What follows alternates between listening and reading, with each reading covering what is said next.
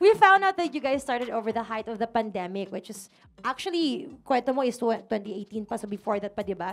But in the context of your music career, how do you feel as a group now na, you know, naging unrestricted na kasi back then ng pandemic, siguro nahirapan pa kayo, di ba? But now na unrestricted na, paano ng feeling ng paggagawa ng music ninyo?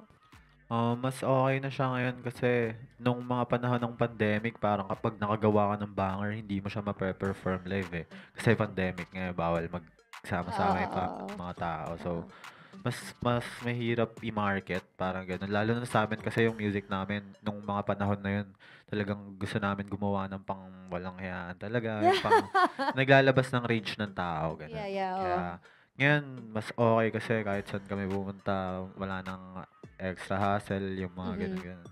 So, yeah.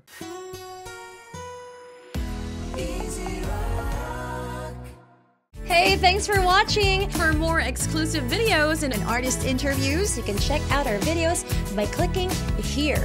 And don't forget to follow us on our social media accounts too. Links are in the description below.